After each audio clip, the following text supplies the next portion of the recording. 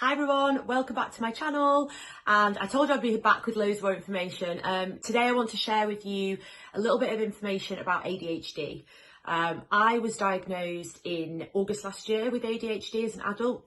I've been completely missed as a child, and throughout my entire life I've had anxiety and I've been treated for that, but some of the symptoms are really similar. So what I wanted to do today was really just talk about some of the symptoms I've experienced and just how it manifests in me, to raise awareness about ADHD, neurodivergence in the workplace, and really get a better understanding out there of how some of those symptoms manifest in different people. To caveat it, I am just me, and my symptoms are obviously very different to other people's, and just because you may have some of the symptoms that I've had doesn't also mean that you have ADHD. So if you're concerned about ADHD, or you think someone that you know, or I often get messages about people's children, please speak to a psychiatrist. They're the people who can actually diagnose you. But the purpose of this video is really to just educate and to raise awareness about how it can manifest so that people have a better understanding. So how did it manifest in me? Well, I'm very fidgety, which you can see. I have a lot of energy. I have to exercise every single day to expel some of that energy.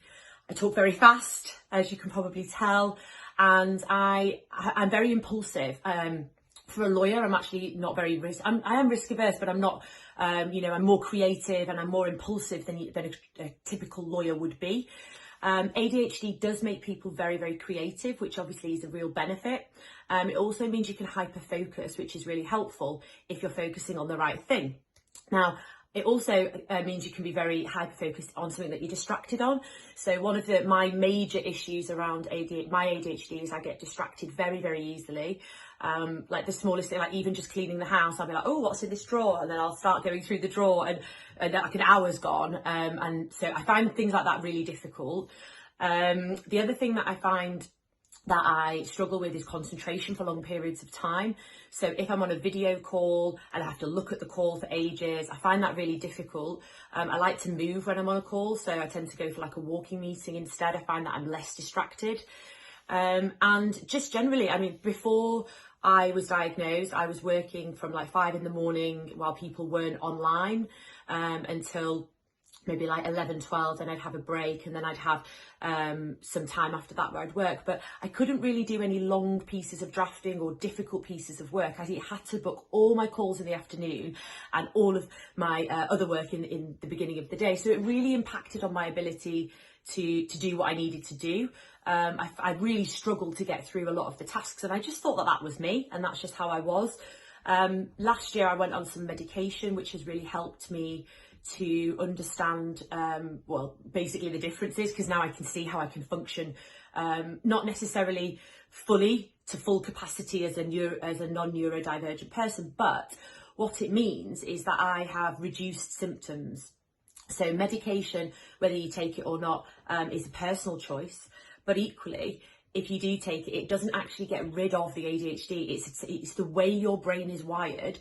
It will not go away. But what the medication can do is, for example, it allows me to focus all day to like 6 o'clock at night, and it allows me to get my work done. It allows me to be more productive. It stops me from butting in conversations. It allows me to be calmer. It allows me to be me, but essentially without the stuff that just happened automatically that I couldn't stop. So the impulsivity is reduced.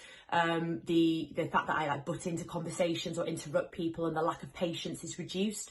So it really just helps me to understand how I am in conversations within my own family, with my friends, and also with my colleagues. And it's really important for me, as I continue to grow, to be self-aware and understand how the medication's working. But essentially, I feel like it's worked really, really well.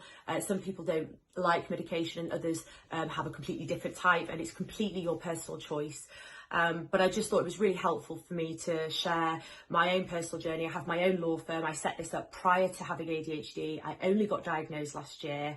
And actually, the journey's been something that's been quite amazing for me, because it's been hugely important for me to have that area of self-discovery in my own life, but also to be able to give people a bit of hope. I know a lot of people who are training to be lawyers, and they're worried about being neurodivergent and whether they'll be accepted. And actually, if you can manage your ADHD, and whether that's through medication or through understanding how to cope with an ADHD coach, what you can actually do is unleash a superpower, unleash something that, you know, allows you to hyper focus in the right areas and really allows you to be this creative individual that other people just don't quite have the same brain power.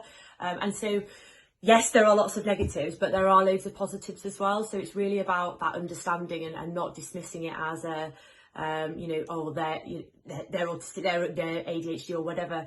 It's actually being really inclusive and understanding what value people can bring, and actually how it will manifest differently in different individuals. So I hope this is helpful.